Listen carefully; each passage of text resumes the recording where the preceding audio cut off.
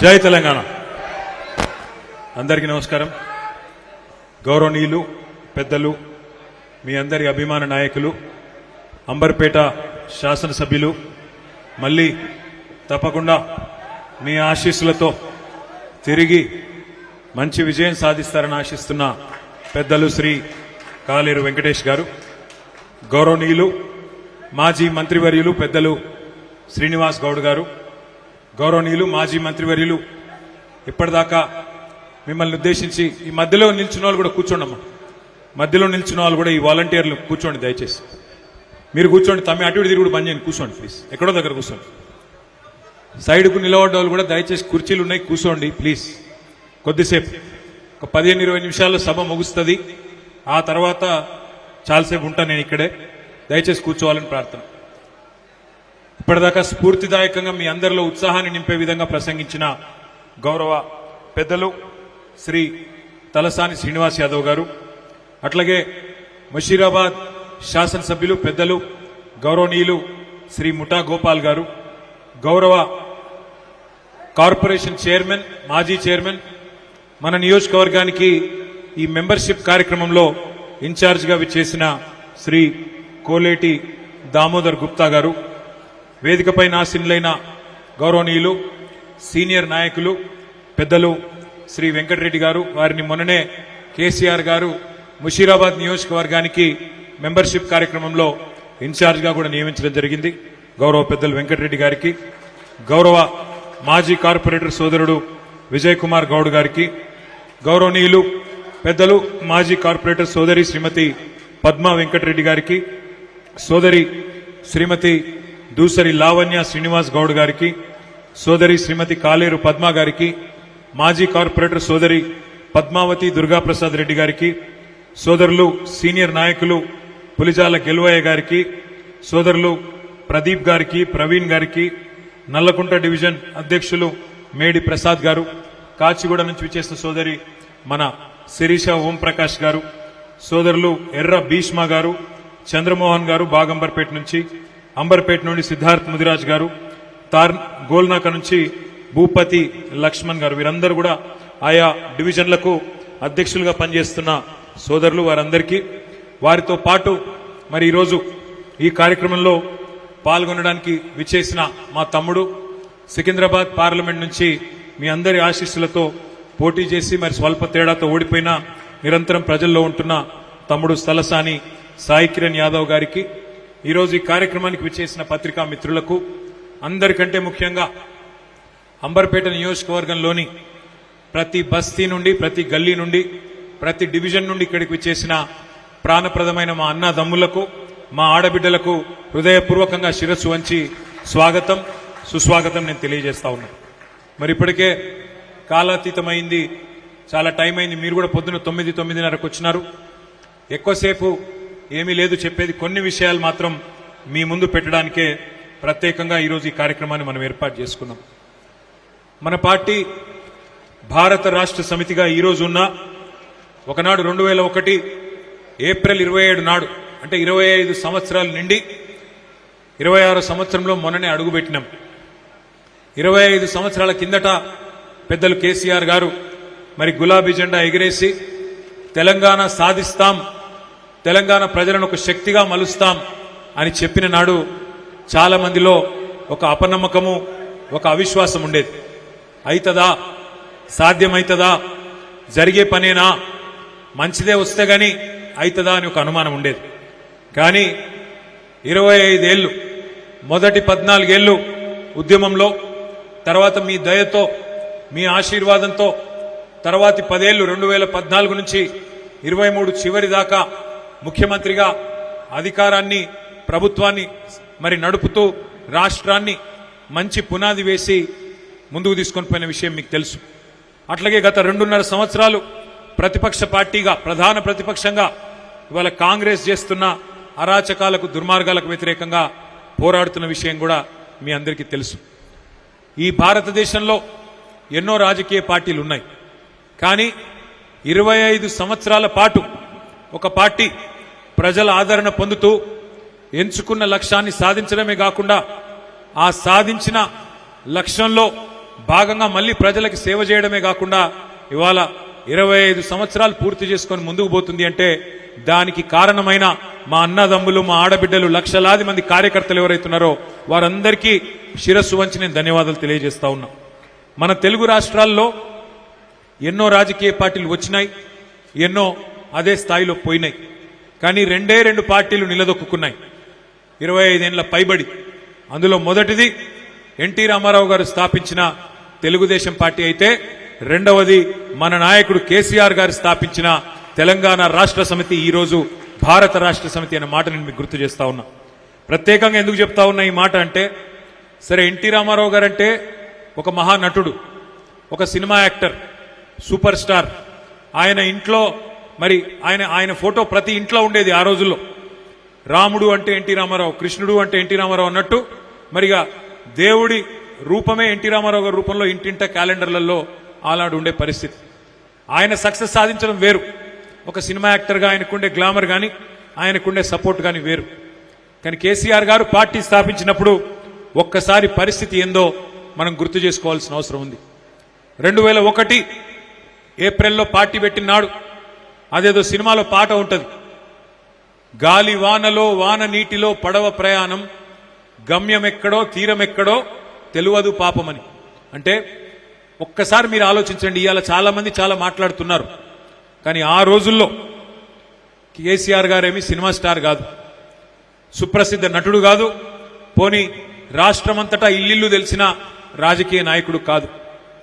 Money power లేదు, media power లేదు, muscle power లేదు, కులబలం లేదు, ధనబలం లేదు. మరి మొత్తం తెలంగాణ సమాజంలో ఒక అపనమ్మకం. రాజకీయ నాయకులు అంటేనే తెలంగాణ నినాదాన్ని వాడుకుంటారు, వదిలేస్తారు, టైంపాస్కు మాత్రం వాడుకుంటారు. వాళ్ళ పదవి రాకపోతే గడబడి చేస్తారు, మళ్ళా పదవి రాగానే గమ్మునుంటారు అనే ఒక బదనాం. 1969 నుంచి 71 వరకు గట్టిగా కొట్లాడినా 370 మంది చచ్చిపోయినా 11 మంది పార్లమెంట్ సభ్యులు గెలిచినా మర్రి చెన్నారెడ్డి లాంటి మహానాయకుడితోనే తెలంగాణ రాలేదు. ఈ బక్కపల్సన్ మనిషితోని ఏమైతుంది అని మాటలు మాట్లాడే పరిస్థితి. మగల ఉన్నది, మగల ఉట్టింది, పుబ్బల పోతుంది అని ప్రత్యర్థులు దాడి చేయడం, ఇట్లాంటి పరిస్థితుల్లో పుట్టింది ఆ రోజు తెలంగాణ రాష్ట్ర సమితి కేసీఆర్ గారి నాయకత్వంలో. ఏం జరిగింది, ఏం అద్భుతం చేసినాం ఒక్కసారి ఆలోచించండి అని చెప్పి నేను కోరుతా ఉన్నా. ఆ రోజుల్లో గులాబీ జెండా కట్టడానికి హైదరాబాద్లో మరి కార్యకర్తలు లేరు, నాయకులు లేరు. అట్లాంటి పరిస్థితి నుంచి ఇంతింతై వటుడింతై అన్నట్టు ఈరోజు ఇంతమంది నాయకులు, ఇంతమంది కార్యకర్తలు, మనకొక బలగం లక్షలాది మంది కార్యకర్తలు తయారైనారంటే మరి ఏ స్థాయిలో పార్టీ ఎలా ఉన్నదో దాన్ని బట్టి అర్థం చేసుకోవచ్చు. కానీ దీని వెనక ఎంతమంది త్యాగం, ఎంతమంది పోరాటం, మన నాయకుడి నాయకత్వం ఉన్నదో మనం గుర్తు చేసుకోవాలి. పెద్దలు ప్రొఫెసర్ జయశంకర్ గారు ఎప్పుడు చెప్తా ఉండేవారు, ఎట్టి పనికైనా మట్టి పనికైనా మనోడే ఉండాలి అని. మీరు మొన్న చూసినారు పార్లమెంటులో, లోక్సభలో ఇప్పుడు మనకు సభ్యులు లేరు, మనకు సీట్లు రాలే. 17 సీట్లుంటే ప్రజలు మనకు ఒక్క సీటు కూడా లోక్సభలో ఇవ్వలేదు. మనం ప్రయత్నం చేసినాం కానీ ఇవ్వలేదు. మరి మొన్న ఒక భారతీయ జనతా పార్టీ ఎంపీ తేజస్వి సూర్య అనేవాడు లేచి వాడి నోటికొచ్చినట్టు తెలంగాణ ఏర్పాటును పాకిస్తాన్ విభజనతో, పాకిస్తాన్ ఏర్పాటుతో పోలుస్తూ విషం చిమ్ముతుంటే అక్కడ కూర్చున్న 8 మంది బీజేపీ ఎంపీలు, 8 మంది కాంగ్రెస్ ఎంపీలు ఒక్క మాటనన్న మాట్లాడినరా? దయచేసి మీరు ఆలోచించాలని చెప్పి నేను కోరుతా ఉన్నా. ఒక్క మాట అంటే ఒక్క మాట. మరి అదే అక్కడ ఒక్క గులాబీ కండువా కప్పుకున్న మా ఎంపీ గారు ఒక్కరుంటే ఇలా పరిస్థితి ఉంటుండేనా? గల్లాబట్టి అట్లెట్లా మాట్లాడతావు? బుద్ధుందా నీకు? 1200 మంది ఆత్మ బలిదానాలతో వచ్చిన తెలంగాణ ఇది అని చెప్పి నిలదీయకపోతుండేనా? దయచేసి ఆలోచించాలని చెప్పి నేను కోరుతా ఉన్నా. ఇవాళ తెలంగాణకు అన్యాయం జరిగినా, తెలంగాణను అవమానించినా, తెలంగాణను ఇష్టం వచ్చినట్టు మాట్లాడినా అక్కడ మాట్లాడేందుకు ఈ గులాబీ కండువా కప్పుకున్న వాళ్ళు లోక్సభలో లేరు. అందుకే పెద్దలు చెప్తారు, ఎట్టి పనికైనా మట్టి పనికైనా మనోడు ఉండాలి. ఏనాటికైనా తెలంగాణ మీద ఈ గులాబీ కండువా కప్పుకున్న కేసీఆర్ సైనికుడికి ఉండే ప్రేమ కాంగ్రెస్ కు, బీజేపీకి ఉంటుందా? మీరందరూ కూడా ఆలోచించాలి. ప్రజలకు చెప్పాలని చెప్పి కూడా నేను విజ్ఞప్తి చేస్తా ఉన్నా. ఇవాళ మన సందర్భం, ఇవాళ మనం మాట్లాడుకుంటున్న సందర్భం ఈ కార్యకర్తల శిక్షణా శిబిరం 3 ముఖ్యమైన ఆలోచనలతోని ఈ కార్యక్రమాన్ని మనం పెట్టుకున్నాం. అందులో మొదటిది మన పార్టీ యొక్క సంస్థాగత నిర్మాణం చేసుకోవాల్సిన అవసరం ఉన్నది. పార్టీ బలంగా ఉన్నది, ప్రజలు ఎదురు చూస్తున్నారు. ఎప్పుడెప్పుడు ఎన్నికలు వస్తాయా, ఎప్పుడెప్పుడు ఈ దిక్కుమాలిన కాంగ్రెస్ ను తీసి ఆ మూసీ నదిలోనో బంగాళాఖాతంలోనో పారేయాలన్నా అన్నట్టుగా ప్రజలు ఎదురు చూస్తా ఉన్నారు. రాష్ట్రమంతటా రైతులు ఎదురు చూస్తున్నారు. కళ్ళల్లోంచి నీళ్లు వస్తలేవు, కన్నీరు కాదు నెత్తురు గారుతున్నది ఇవాళ రైతులకు. అట్లాంటి పరిస్థితి ఉన్నది.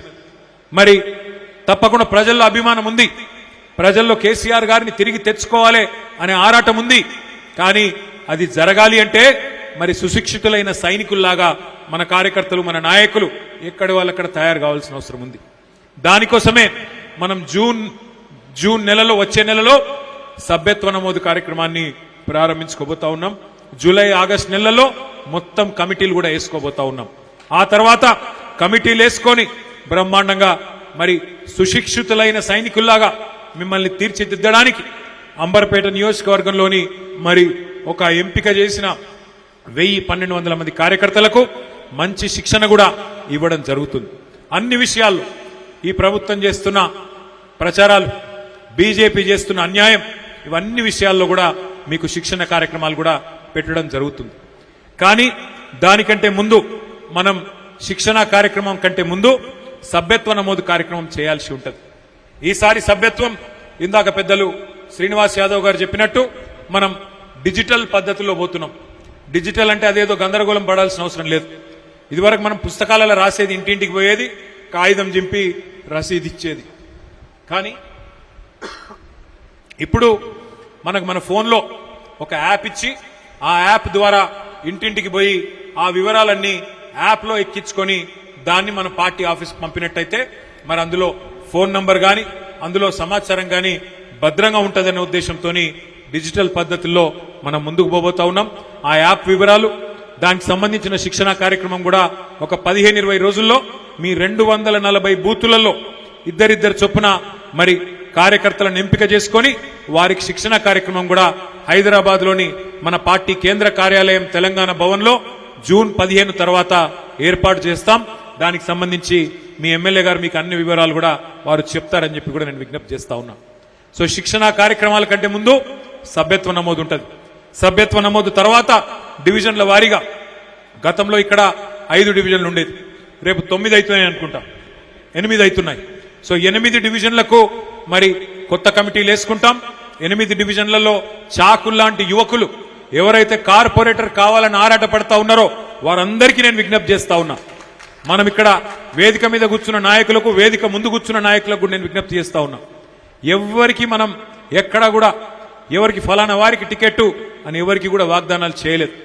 ఎవరు ఎక్కువ ఉరుకుతారో, ఎవరు ఎక్కువ తన్లాడతారో, ఎవరు ప్రజా సమస్యల విషయంలో ఎక్కువ పోరాటం చేస్తారో, ఎవరు గట్టిగా కార్యక్షేత్రంలో మెంబర్షిప్ చేస్తారో, ఎవరైతే గట్టిగా మరి ప్రజల కోసం నిలబడతారో, పార్టీ కోసం నిలబడతారో, కేవలం ఎమ్మెల్యే గారి చుట్టూ, పెద్ద నాయకుల చుట్టూ కాదు, ప్రజల చుట్టూ తిరిగే నాయకులకు సర్వేల ఆధారంగానే మీకు టికెట్లు ఇస్తామని చెప్పి కూడా నేను విజ్ఞప్తి చేస్తా ఉన్నా. కాలేరు వెంకటేష్ గారిని మీరేమనొద్దు, ఆయనకు అందరూ మీరు కావాల్సిన వాళ్ళే. ఫలానా వాళ్ళ దగ్గర, ఫలానా వాళ్ళ దూరమని ఆయనకేముండదు. నాకు రేపటి రోజున ఎవరు గెలుస్తారో పార్టీ పరంగా, ప్రజల పరంగా ఎవలకు పరపతి ఉన్నది, ఎవలకు మరి ఎట్లా ఉన్నది, ప్రజల్లో మంచి పేరున్నది, ఇవన్నీ చూసుకొని వారికే టికెట్లు ఇవ్వడం జరుగుతుంది. దయచేసి నేను మిమ్మల్ని కోరేది, ఈ కార్డు నుంచి మరి ఏ ప్రజా సమస్య అయినా మీరే ముందుండాలి, మీరే ఉరుకులాడాలి. ఎమ్మెల్యే సాబ్ చెప్తేనే మేము కదులుతాం. ఇప్పుడు మీ గల్లీలో, మీ వాడకట్టులో మరి మంచినీళ్ళ సమస్య ఉన్నదనుకోండి, లేదా కరెంటు సమస్య ఉంది, దోమల సమస్య ఉంది, సివరేజ్ లైన్లు పాడైపోయినాయి, ఎవరో కొండ మీదకి వెళ్ళేవాళ్ళు రారు, పక్క నియోజకవర్గం మలక్పేట్కి వెళ్ళి రారు, యువతలకి వెళ్ళి ముషిరాబాద్కి వెళ్ళి రారు. మీ గల్లీలో, మీ బస్తీలో మీరే కథానాయకులు కావాలి, కేసీఆర్ మీరే కావాలి. మీ గల్లీలో కదిలాలే, కదిలందరినీ కదిలించాలే. అట్లయితేనే రేపటి రోజున ప్రజలు కూడా మీ ఎంబడ ఉంటారు. అంతేగాని ఎమ్మెల్యే సాబ్ ప్రోగ్రామ్ ఇవ్వాలి, నేను 11 గంటలకు తిరిగిగా బయలుదేరుతా అంటే నడవదు. ఎక్కడోళ్ళు అక్కడ గట్టిగా తగులుకుంటే ఇప్పటికే ప్రభుత్వం మీద పీకల దాకా కోపం ఉంది ప్రజలకు. ఇక్కడ దాకున్నది కోపం. ఖచ్చితంగా ఎలక్షన్ ఎప్పుడు వస్తుందా, వీళ్ళ సంగతి ఎప్పుడు చూద్దాం అన్నట్టే ప్రజలు ఉన్నారు. అందుకే మనం కూడా జాగ్రత్తగా ముందుకు పోవాల్సిన అవసరం ఉన్నది. ఒక్కసారి మీరు ఆలోచించండి. కాంగ్రెస్ ప్రభుత్వం వచ్చింది 2.5 ఏళ్లైంది. ఇంకొక వారం 10 రోజులైతే 50% టైం అయిపోతుంది. మరి 50% టైం అయిపోయినాక ఏం జరిగింది హైదరాబాద్ మహానగరానికి? ఏ ఒక్కలకన్నా మంచి జరిగిందా? ఒక్కసారి మీరు ఆలోచించమని చెప్పి నేను కోరుతా ఉన్నా. 9.5-10 ఏళ్లు కేసీఆర్ గారు ముఖ్యమంత్రిగా ఉంటే ఆ రోజు మనం ఇదే హైదరాబాద్ మహానగరంలో 1,00,000 డబుల్ బెడ్రూమ్ ఇళ్లు కట్టినాం. అందులో 3,000 ఇండ్లు మీ అంబర్పేట నియోజకవర్గాన్ని కూడా ఇచ్చుకున్నాం. అదే మరి మీరు ఇవాళ ఆలోచించండి. ఈ 2.5 సంవత్సరాలు కూర్చోవా బాబు, ఆయన నాగవట్టు, ఈ 2.5 సంవత్సరాలలో ఏం జరిగింది? ఒక్క ఇల్లు హైదరాబాద్ మహానగరంలో ఒక్క ఇల్లన్న కట్టిందా కాంగ్రెస్ ప్రభుత్వం? కట్టిందా కట్టలేదా? ఒకసారి గట్టిగా చెప్పాలి, వినబడతలేదు. కట్టిందా కట్టలేడా రేవంత్ రెడ్డి? హైదరాబాద్ మహానగరంలో ఒక్క ఇల్లన్న కాంగ్రెస్ ప్రభుత్వం కట్టిందా? ఎన్ని ఇల్లు గులగొట్టిండు? కాకపోతే కొన్ని వేల ఇల్లు గులగొట్టిండు. శనివారం ఆదివారం వచ్చిందంటే ఏ ఇంటి మీదకి ఏ బుల్డోజర్ వస్తుందో తెలియదు. గరీబోళ్ళు తెలిసి తెలియక గవర్నమెంట్ జాగల ఎక్కడన్నా 20 గజాలో 30 గజాలో 40 గజాలలో ఇల్లు కట్టుకుంటే కేసీఆర్ గారు ఒక తండ్రిలాగా ఆలోచించి తెలియక కట్టుకున్నారు. గవర్నమెంట్ జాగనే కదా అని చెప్పి 2.5 లక్షల మందికి జీవో నంబర్ 58 కింద 59 కింద కేసీఆర్ గారు పట్టాలిచ్చిండు. కానీ రేవంత్ రెడ్డి ఇవాళ ఈ ప్రభుత్వం వచ్చినాక ఒక్క ఇల్లు కట్టలే, ఒక్క ఇటుక పెట్టలే, ఎక్కడ కనీసం ఒక్క ఇంటికి ముగ్గు పోయలే. కానీ కొన్ని వేల ఇండ్లను ఇవాళ హైడ్రా పేరు మీద, మూసీ పేరు మీద నీలమట్టం చేసిన దుర్మార్గుడు రేవంత్ రెడ్డి, కాంగ్రెస్ ప్రభుత్వం. అట్లాగే మీరు ఒక్క మాట ఆలోచన చేయండి. రేవంత్ రెడ్డి గారు మాట్లాడితే నోరు ధరిస్తే ఫ్యూచర్ సిటీ అంటున్నాడు. ఫ్యూచర్ సిటీ అంటే ఏంది? భవిష్యత్ నగరం. భవిష్యత్ నగరం అట. ఉన్న నగరాన్ని పట్టించుకునే తెలివి లేదు. హైదరాబాద్ లో కనీసం దోమల మందు కొట్టేటోడు లేడు, చెత్త ఎత్తేటోడు లేడు, ఇండ్లు కట్టేటోడు లేడు, మోరీలు సాఫ్ చేసుడు లేదు, కరెంట్ ఇచ్చే తెలివి లేదు. ఇది ఏది లేదు. గాని భవిష్యత్ నగరం నిర్మాణం చేస్తా, ఫ్యూచర్ సిటీ గడతా. ప్రజెంట్ సిటీని పట్టించుకునే తెలివి లేదు గాని ఫ్యూచర్ సిటీ గడతా అని చెప్పి పోజులు కొడితే మా ఆడబిడ్డలు అనుకుంటున్నారు అమ్మకు అన్నం పెట్టనోడు చిన్నమ్మకు బంగారు గాజులు చేయిస్తా అని చెప్పిండట. వెనకటికెప్పుడు అమ్మకే అన్నం పెట్టాడు, ఉన్న నగరాన్ని పట్టించుకోడు మున్సిపల్ మంత్రి, ఆయననే ముఖ్యమంత్రి. ఒక మోరీ కట్టింది లేదు, ఒక ఇల్లు కట్టింది లేదు, కనీసం దోమల మందు కొట్టింది లేదు. కానీ ఫ్యూచర్ సిటీ కడతా, అది న్యూయార్క్ తోని లండన్ తోని పోటీ పడేటట్టు కడతా అంటే ఎవడు నమ్ముతారు? ఎట్లా నమ్ముతారు? ఆలోచించమని చెప్పి నేను కోరుతా ఉన్నా. ఇదే అంబర్పేట నియోజకవర్గంలో మీ ఎమ్మెల్యే గారు కోరితే ఒక్క మాట మీదకెళ్ళి అంబర్పేటలో 4 ఎకరాలు ఆనాడు ముస్లింల శ్మశాన వాటిక కోసం ఇక్కడే మనం చేసుకున్నాం. అదొకటే కాదు, కొన్ని వందల వేల కోట్ల రూపాయలు మీ అంబర్పేట నియోజకవర్గం కోసం, అది ఎస్టీపీల రూపంలో అయితేనేమి, అదేవిధంగా మంచినీళ్ల కోసం అయితేనేమి, ఇండ్ల కోసం అయితేనేమి, బ్రిడ్జిల కోసం అయితేనేమి బ్రహ్మాండంగా మంజూరు చేసుకున్నాం, ముందుకు పోయినాం. ఇలా ముఖ్యమంత్రి గారి ఇంకొక ఫేవరెట్ సబ్జెక్టు మూసీ. మూసీ మూసీ అనిగా ముఖ్యమంత్రి గారు మురుస్తా ఉన్నాడు. ఏందయా మూసీ అంటే ఆయన చెప్పేది, మూసీ నది ప్రక్షాళన చేస్తా. నేను మీ అందరికి ఒక మాట మనసుకు ఎక్కించుకోండి దయచేసి, ఒకటి మంచిగా జాగ్రత్తగా వినండి. ఈయన కొత్తగా చేసేది ఏం లేదు మూసీకి, ఈయన కొత్తగా చేసేది ఏం లేదు. మనం ఉన్నప్పుడే 9.5 ఏళ్లలో 3,866 కోట్ల రూపాయలు, ఒకటి కాదు రెండు కాదు, దగ్గర దగ్గర 4,000 కోట్ల రూపాయలు ఖర్చు పెట్టి మూసీలోకి మరి ప్రతి మురికి నీటి చుక్క ఏదైతే వస్తుందో దాన్ని శుద్ధి చేయాలని చెప్పి 32 ఎస్టీపీలు సివరేజ్ ట్రీట్మెంట్ ప్లాంట్లు మంజూరు చేసింది కేసీఆర్ గారి ప్రభుత్వం. దాన్ని దాదాపు 60-70% పూర్తి చేసినాం. అంబర్పేటలో, నాగోల్లో పెద్ద పెద్ద ప్లాంట్లు కట్టినాం.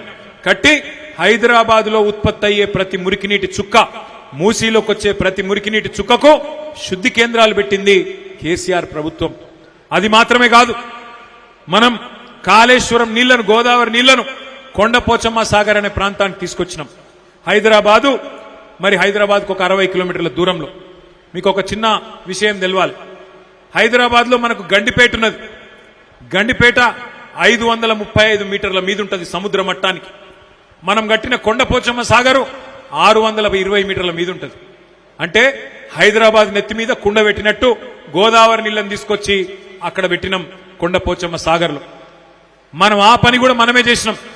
చేయడంతో పాటు 2023 మే నెలలో ఆనాడు కేసీఆర్ గారి నాయకత్వంలో ఒక నిర్ణయం తీసుకున్నాం.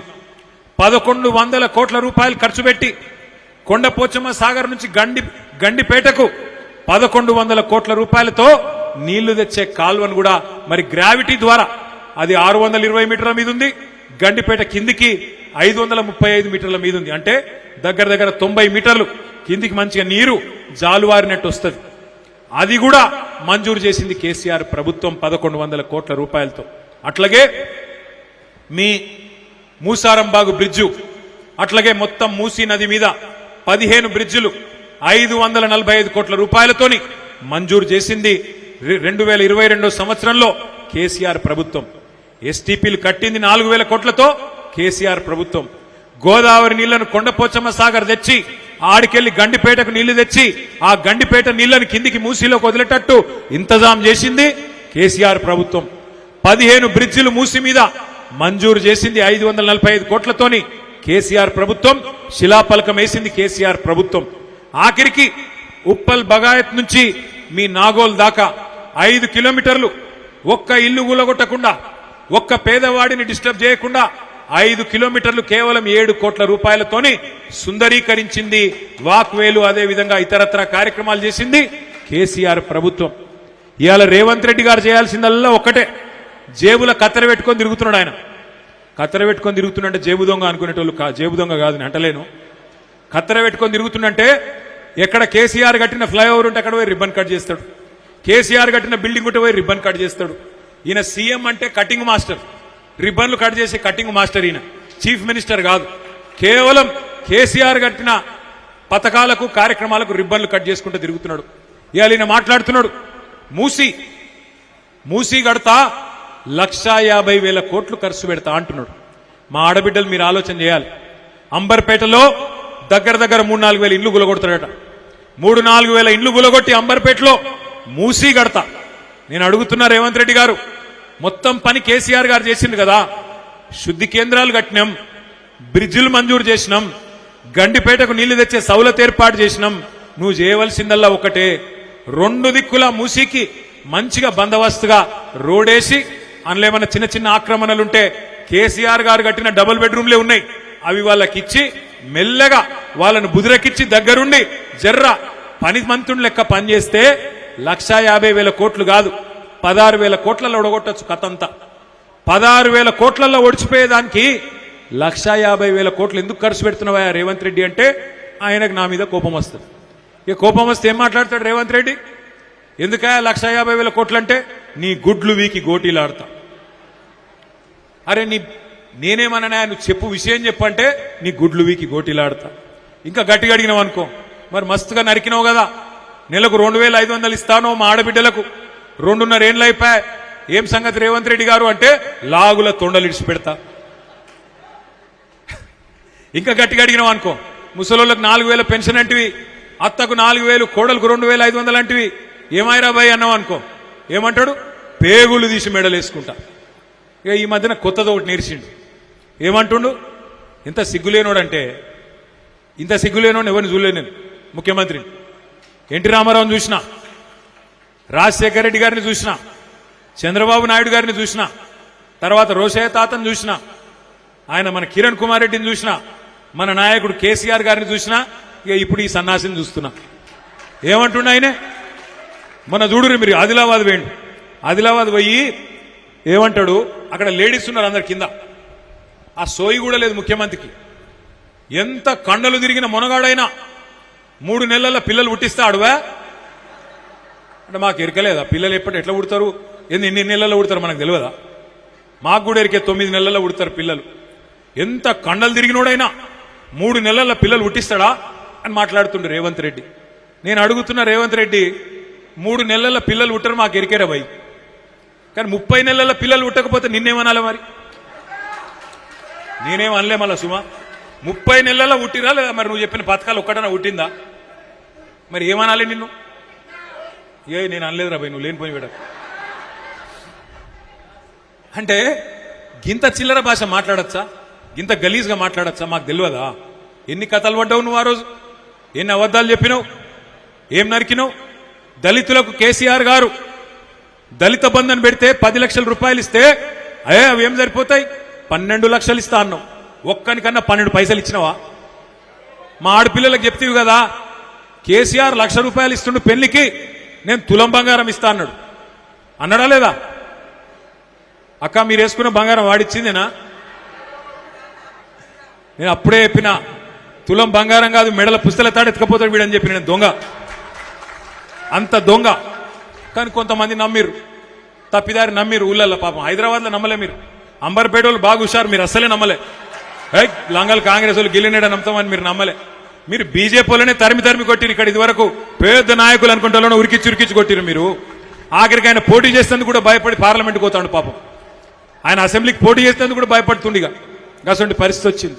అందుకే మీరు నమ్మలే కాంగ్రెస్ వాళ్ళను, కానీ ఊర్లలో నమ్మిరు. పాపం 10,000 కాదు 15,000 ఇస్తా అన్నాడు రైతులకు. కేసీఆర్ 2 పంటలకు ఇస్తుండు, నేను 3 పంటలకు ఇస్తా అన్నాడు. ఇలా 2 లేదు 3 లేదు 1 లేదు 4 సార్లు ఎగ్గొట్టిండు రైతు బంధు. ఎగ్గొట్టుడే కాదు, మీకు ఒక విషయం చెప్పాలి. ఎంత ఘోరం అంటే, ఇప్పుడు నిన్న కేబినెట్ సమావేశం జరిగింది, మంత్రివర్గ సమావేశం. నేను అడిగిన మన పార్టీ తరఫున, రాష్ట్రంలోని రైతుల తరఫున, రేవంత్ రెడ్డి గారు ఇప్పుడు ఏం ఎలక్షన్ లేవు, నువ్వు అనవసరంగా బేషజానికి ఓకు, గీన చెప్తుండు కదా నేనెందుకు చేయాలనుకోకు. రాష్ట్రంలో ధాన్యం కొంటలేరు, వడ్లు కొంటలేరు, మక్కలు కొంటలేరు, ఎక్కడికక్కడ రోడ్ల మీద ఆరవోసుకున్నారు. ఆగమాగం ఉన్నది పరిస్థితి రైతులది.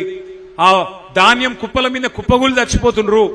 ఓదికు వడదెబ్బకు చస్తున్నారు, ఓదికు నువ్వు కొంటలేక నీ దెబ్బకు చస్తున్నారు.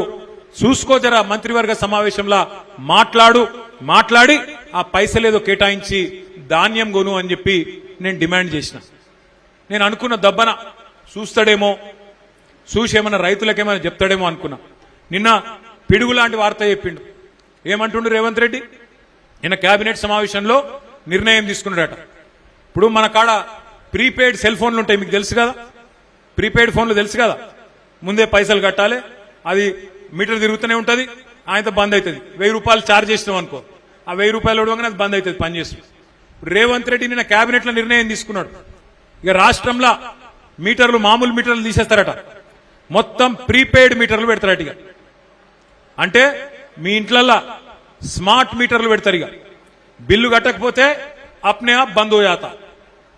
ఒక మీకే కాదు, హైదరాబాద్నే కాదు, మొత్తం రాష్ట్రంలో రైతులందరికీ మొదలు ట్రాన్స్ఫార్మర్ల కాడ మీటర్లు పెడతారట. అటెనక బాయిల కాడ మోటార్లు ఉంటాయి కదా, ఆ మోటార్లకు కూడా మీటర్లు పెడతారట. ఇక మీకు కేసీఆర్ గారు అందుకే చెప్పిండు ముందే. ఆనాడు మోడీ గారు ఎంత ఒత్తిడి తెచ్చినా, మోడీ గారు మెడ మీద కత్తి పెట్టినా కేసీఆర్ గారు ఒప్పుకోలే. మోటార్లకు మీటర్లు పెట్టమంటే నా బొండిగ మీద కత్తి పెట్టినా, నా మెడ కోసినా నేను మాత్రం పెట్టా అని చెప్పి కేసీఆర్ గారు పెట్టలే. కానీ ఇలా రేవంత్ రెడ్డి, ఆయన మీద కేసులున్నాయి కదా, భయం ఎక్కువ ఆయనకు. పాపం కేసులున్నాయి కదా, భయం ఎక్కువ. అందుకే మోడీ చెప్పంగానే, మోడీ తానానంగానే తందానా అన్నాడు. నిన్న కేబినెట్ల నిర్ణయం తీసుకున్నాడు, మోటార్లకు మీటర్లు పెడతాడట. మరి ఈ రాష్ట్రంలో రైతులు ఆలోచన చేసుకోవాలి. ఈ కాంగ్రెస్ పార్టీ ఫ్యూజులు వీకేద్దామా, కాంగ్రెస్ పార్టీ ఫ్యూజులు వీకి వీళ్ళను బంగాళాఖాతం లేద్దామా, లేదా ఇట్లనే చూసుకుంటా ఊకుందామా, ఆలోచన చేయాలని చెప్పి నేను కోరుతా ఉన్నా. మరి ప్రీపెయిడ్ మీటర్లు పెడితే హైదరాబాద్ లో మీ ఇళ్లకు కూడా వస్తారు. ఇక అదానీలు, అంబానీలు వాళ్ళే ఉన్నాయి దుకాణాలు మొత్తం, వాళ్ళు ఇల్లుకి వచ్చి మీటర్లు పెడతారు. మళ్ళా ఓ దిక్కు ఫ్రీ కరెంట్ అంటారు, ఇంకో దిక్కు ఉచిత కరెంటు, ఉత్త కరెంట్ అవుతుంది, మొత్తం మళ్ళా బతుకు ఆగం అవుతుంది. కేసీఆర్ గారు అందుకే చెప్పింది ముందే, ఆలోచించాలే, ఓటేసేటప్పుడే ఆలోచించాలే, ఆగం కావద్దు. మీ అందరితో నా ప్రార్థన, ఓటు అంటే గుర్తొచ్చింది. ఒక ముఖ్యమైన కార్యక్రమం మన రాష్ట్రంలో కూడా ప్రారంభం కాబోతా ఉన్నది, తొందరలోనే ప్రారంభం కాబోతా ఉన్నది. చాలా ముఖ్యమైన కార్యక్రమం. దాని పేరు SIR, స్పెషల్ ఇంటెన్సివ్ రివిజన్. అంటే తెలుగులో చెప్పాలంటే ఓటర్ జాబితా యొక్క వడపోత కార్యక్రమం. మరి ఇవాళ మనం మీటింగ్ పెట్టుకున్న ముఖ్య ఉద్దేశం కూడా 2. ఒకటి, మీకు సభ్యత్వ నమోదు గురించి చెప్పాలి, అది జూన్ నెలలో స్టార్ట్ అవుతుంది. అట్లాగే ఈ SIR అనే కార్యక్రమం కూడా జూన్ నెలలోనే స్టార్ట్ అవుతుంది. ఏం జరుగుతుంది SIR అంటే ఇది మీకు చెప్పాలి. ఇప్పటిదాకా తమ్ముడు ఆ లెక్చరర్ గారు చెప్పిండట సంతోషం, కాచిగూడ నుంచి వచ్చిన తమ్ముడు. కానీ నేను కూడా ఒక రెండు విషయాలు మీకు చెప్తా. ఎస్ఐఆర్ అనేది ఏం కొత్త కార్యక్రమం కాదు. ఎస్ఐఆర్ అనేది మనం ఏం భయపడవలసిన అవసరం లేదు, కొంత జాగ్రత్తగా ఉంటే చాలు. మీకు నేను లిస్ట్ ఇస్తా. మీ అంబర్పేట నియోజకవర్గంలో 2,80,000 ఓట్లున్నాయి 2025 లిస్టు ప్రకారం, ఓటర్ లిస్టు ప్రకారం. నేను వెంకటేష్ అన్నకు మళ్ళా మీకు ఇంకో మీటింగ్ పెట్టి ఆ మీటింగ్ లో మీకు లిస్టు కూడా అందజేస్తా. ఏం లిస్ట్ ఇస్తా? 2025 ఓటర్ లిస్టు ప్రకారం మీ దగ్గర ఎన్ని డూప్లికేట్ ఓట్లున్నాయి, ఎన్ని డబల్ ఓట్లున్నాయి అనే లిస్టు మీకు నేను అప్పచెప్తా. డబల్ ఓట్లు ఎట్లుంటాయంటే 4 రకాలుగా ఉంటాయి. కొన్ని మీ నియోజకవర్గంలో ఉంటాయి. ఉదాహరణకు చెప్తున్నా, వేరే అనుకోకరి. ఇప్పుడు ఇక్కడ విజయ్ కుమార్ గౌడ్ ఉన్నాడు. విజయ్ కుమార్ గౌడ్ అంబర్పేటలో ఒక ఓటు ఉండొచ్చు, అట్లాగే బాగంబర్పేటలో ఇంకో ఓటు ఉండొచ్చు. నేను విజయ్కి 2 ఇండ్లు ఉన్నాయని చెప్తలేను, మీరు ఆయన అపార్థం చేసుకున్నారు. నేనేం అంటలేను రవి, మళ్ళీ మీ ఆవిడకి చెప్పు లేనిపోని పంచాయతీ. ఒకవేళ దబ్బన ఉంటే ఒక ఓటు అంబర్పేటలు ఉండొచ్చు, ఇంకో ఓటు బాగంబర్పేటలు ఉండొచ్చు. ఇది ఒక రకమైన డబల్ ఓటు. రెండో రకం ఏంటంటే కొంతమందికి ఊర్లలో ఉంటుంది. మా సిరిసిల్లోళ్ళు కూడా ఇక్కడ చాలా మంది ఉంటారు అంబర్పేటలో. ఇగో మా రవీంద్రరావు ఉన్నాడు ఇక్కడికి, పోతుగల్ ఆయన. ఇగో ఈయన రవీంద్రరావు మా సిరిసిల్ల నియోజకవర్గమే, పోతుగల్ అని ముస్తాబాద్. ఇప్పుడు రవీంద్రరావుకు పోతుగల్లో ఒక ఓటు ఉండొచ్చు, ఇక్కడ ఒక ఓటు ఉండొచ్చు. డబల్ ఓటు అంటే ఊళ్ళో ఒకటి. క్యా హువా రే భయ్? అచ్చా, ఊర్లో ఒక ఓటు, రెండోది ఇక్కడ ఒక ఓటు ఉండొచ్చు. అదొక తరీకా. అంటే ఆడొకటి ఈడొకటి. ఇక మూడోది, ఒక జిల్లాలో ఇక్కడ హైదరాబాద్ జిల్లాలో ఇంకో జిల్లాలు ఉండొచ్చు, కరీంనగర్ జిల్లాలు ఉండొచ్చు, సిరిసిల్ల జిల్లాలు ఉండొచ్చు. నాలుగోది, తెలంగాణలో ఒక్కోటి ఉండొచ్చు, ఆంధ్రాలో ఇంకో ఓటు ఉండొచ్చు. ఈ 4 తరీకల డబల్ ఓట్లు ఉండే అవకాశం ఉన్నది. ఆ లిస్టు మొత్తం నేను వెంకన్నకి ఇస్తా, కాలేరు వెంకటేష్ గారికి ఇస్తా. ఏ బూత్ లో, ఉదాహరణకు విజయ్ కుమార్ గౌడ్, విజయ్ నీ ఇంటి పేరేంద్రా? ఇంటి పేరేంద్ర? ఈదునూరు విజయ్ కుమార్ గౌడ్ అనుకో ఎగ్జాంపుల్. ఏం చేస్తా అంటే రేపు నేను ఈదునూరు విజయ్ కుమార్ గౌడ్ అనే వ్యక్తికి ఎన్ని ఓట్లున్నాయి ఓటర్ లిస్ట్ ప్రకారం అని చెప్పి నా దగ్గర ఒక సాఫ్ట్వేర్ ఉన్నది, దాన్ని నడిపినాక మొత్తం లిస్ట్ వెంకన్నకి ఇస్తా. ఇగో విజయ్కి ఒక ఓటు ఇక్కడ ఉంది. అప్పుడు మనోళ్ళు ఏం చేయాలి? బూత్ ఏజెంట్లు ఇక్కడికి పోవాలి, ఈ బూత్ వాళ్ళు ఇక్కడికి పోవాలి, ఈ బూత్లో పోవాలి, ఆ బూత్ వాళ్ళు ఆ బూత్లో పోవాలి. అసలు ఈ మనిషి ఎక్కడున్నాడో దొరకబట్టాలి. అసలు ఈ మనిషి ఉన్నాడా లేడా, ఇది ఉత్త ఓటా నిజం ఓటా, ఉంటే ఎందుకు డబల్ ఓటు ఉన్నది? నిన్న మొన్న ఒక లెక్క తీసినాం, మీరు నేను చెప్తే కొన్ని నమ్మరు. ఒక్కొక్క నియోజకవర్గంలో 20-25 వేల ఉత్త ఓట్లున్నాయి. అట్లాగే షిఫ్ట్ అవుతారు హైదరాబాద్. ఒకప్పుడు కేసీఆర్ గారు, మీకు చాలా మందికి తెలియదు, కేసీఆర్ గారు చదువుకునేటప్పుడు మీ అంబర్పేట నియోజకవర్గంలో ఉన్నాడు, ఇక్కడనే ఉన్నాడు. నింబోలి అడ్డలు ఉండి చదువుకున్నాడు కేసీఆర్ గారు ఉస్మానియా యూనివర్సిటీలో. ఆ టైంలో అంటే ఆయన లెక్క చదువుకుంటందుకు వచ్చిన వాళ్ళు ఉంటారు. అట్లాగే వృత్తి కోసం, పని కోసం ఈడికెళ్ళి ఆడికెళ్ళి ఈడికి చదువు కోసం మారుతూనే ఉంటారు, కిరాయిన్లలో ఉండేటోళ్ళు. అట్లా చాలా మంది ఏమైతాయి, పాత ఓటు ఇక్కడనే ఉంటుంది, కొత్త ఓటు ఇంకొక ఆడు ఉంటుంది. అట్లా షిఫ్ట్ అయిపోయిన ఓట్లు కూడా ఉంటాయి. అట్లాగే ఇంకొకటి ఏముంటుందంటే కొంతమంది చనిపోయి ఉండొచ్చు, వాళ్ళ ఓట్లు తీసేయాలి. అట్లాగే కొంతమంది 18 ఏళ్ళు నిండుతాయి. ఇదివరకు చేసినప్పుడు 2024 ఎలక్షన్ అయినప్పుడు 16 ఏళ్ళు ఉండొచ్చు, ఇప్పుడు 18 ఏళ్ళు వచ్చినాయి, వాళ్ళ ఓటు రాయించాలి. ఎస్ఐఆర్ లో 4 పనులు చేయాలి. కొత్త ఓట్లు రాయించాలి, 18 ఏళ్ళు నిండితే కొత్త ఓటు రాయించాలి. రెండవది, ఎక్కడన్నా ఎవరైనా చనిపోతే వాళ్ళ ఓటు తీయించాలి. మూడవది, ఎవరిదన్నా ఓటు మైగ్రేట్ అయితే అంబర్పేటకి వెళ్లి ఎల్బీ నగర్ పోయినరనుకో, ఇక్కడ తీయించాలి, అక్కడ రాయించాలి. నాలుగోది, ఎవరైనా ఎల్బీ నగర్కి వెళ్ళి అంబర్పేటకు వచ్చిరనుకో, ఇక్కడ రాయించాలి. 4 పనులు, అర్థమైందా? నెంబర్ 1, చనిపోయిన వాళ్ళ ఓట్లు తీయించాలి. నెంబర్ 2, 18 ఏళ్లు నిండిన వాళ్ళ ఓటు రాయించాలి. మూడవది, ఇక్కడికి వెళ్ళి ఎవరైనా వేరే కాడికి పోతే వాళ్ళ ఓటు తీయించాలి. నాలుగోది, ఎవరైనా వేరే కాడికి వెళ్ళి మీ దగ్గరికి మైగ్రేట్ అయితే ఇక్కడ రాయించాలి. ఈ 4 జరగాలి. हाँ, एक खौफ है हमारे भाइयों में, खास हमारे माइनॉरिटी भाइयों में, बहनों में खौफ है कि भाई हमारे वोट निकाल देंगे क्या। मैं आपको वादा कर रहा हूं, आपके साथ एक गुलाबी झंडा जब तक है आपकी वोट महफूज है। हर मोहल्ले में, हर बूथ में हमारे पार्टी के लीडर आएंगे, आपके साथ रहेंगे, आपके कागजात देख लेंगे, और जिस किसी के पास भी हर कागज है, हर चीज आपके पास है, आपको कोई तकलीफ नहीं होगा। अगर किसी के पास नहीं है, आपके एमएलए खुद वकील साहब है, उन्होंने खुद जाके हाईकोर्ट में लड़ेंगे, आप बेफिक्र रहिए। आपके एमएलए साहब खुद वकील है, उन्होंने खुद इंसाफ के लिए आपके लिए लड़ेंगे। किसी एक का वोट भी नहीं जाए सर का, हम पूरी तरह से हम कायनात रहेंगे। और एक बात भी मैं कहना चाहता हूं, ఎస్ఐఆర్ ఎప్పుడు స్టార్ట్ అవుతుంది అంటే మనకు మీకు అంబర్పేట నియోజకవర్గంలో 240 బూత్లున్నాయి. బూత్ కి ఒక్కరు చొప్పున మనకు 240 మంది లిస్టు కాలేరు వెంకటేష్ గారు మాకు ఇచ్చినారు పార్టీ ఆఫీస్. అదే లిస్టు మనం గవర్నమెంట్ కూడా సమర్పణ చేసినాం, ఆర్డీఓ గారికి ఇచ్చినాం. వాళ్ళు ఏం చేయాలి, బూత్ లెవెల్ ఏజెంట్లు జూన్ 25 నుంచి ఇంటింటికి ఆఫీసర్లు వస్తారు. ఆఫీసర్ లెవెల్ ఈ అంగన్వాడీ టీచర్లు, అట్లాగే జీహెచ్ఎంసీ సూపర్వైజర్లు వాళ్ళు ఇంటింటికి వస్తారు. జూన్ 25 నుంచి జూలై 24 దాకా వస్తారు. ఈ లోపలనే మళ్ళొకసారి మీకు నేను మొత్తం మెటీరియల్ మళ్ళీ పంపిస్తా. ఆ 240 మంది ఎవరైతే ఉంటారో బూత్ లెవెల్ ఏజెంట్లు, మీరు చాలా చాలా చాలా ముఖ్యం మీ పని. ఎందుకంటే ఈ లిస్టు ఏదైతే ఫైనల్ అవుతుందో జూన్ 25 నుంచి జూలై 24 దాకా మీరు చాలా జాగ్రత్తగా ఎక్కడెక్కడైతే జరుగుతున్నదో కార్యక్రమం అక్కడ మీరు ఉండాలి. ఉండి మీతో పాటు ఆ బస్తీ నాయకులు, మన కార్యకర్తలు అందరూ ఉండి ఏ ఒక్క అర్హుడి ఓటు కూడా, ఏ ఒక్క సోదరి ఓటు కూడా పోకుండా చూసుకోవాల్సిన బాధ్యత మీ మీదనే ఉన్నదనే మాట నేను విజ్ఞప్తి చేస్తా ఉన్నా. డూప్లికేట్ ఓట్ల లిస్ట్ నేను మీకు ఇస్తా, మీరు చూసుకోవచ్చు. ఎక్కడేముంది ఏం లేదు మీరు చూసుకోవచ్చు. దాంతో పాటు కొత్త ఓట్లు రాయించేది, తప్పుడు ఓట్లు తీయించేది, ముఖ్యంగా బీజేపీ వాళ్ళు చాలా డేంజర్. వాళ్ళు కొన్ని ఓట్లు తీసేయించే పనులు ఉన్నారు.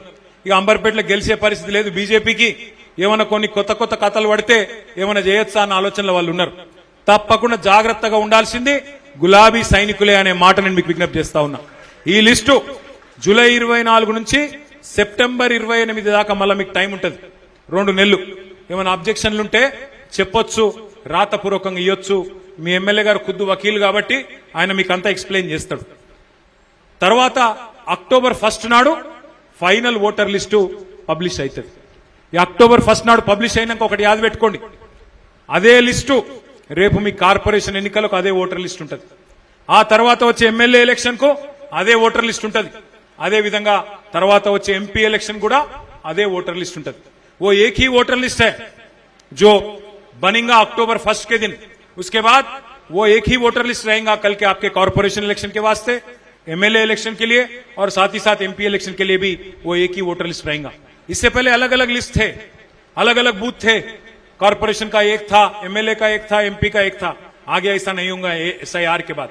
तो बहुत जरूरी है कि आप सब लोग गौर करें इस बात पे, आप सब लोग बहुत सीरियसली इस बात को लें और हर जगह जिस किसी को भी बूथ लेवल एजेंट बनाया गया, आपकी जिम्मेदारी है किसी एक आदमी या किसी एक हमारी बहन जिनके पास हर कागज है उनका वोट किसी भी हाल में नहीं गंवाना है, उनको नुकसान नहीं पहुंचाना है.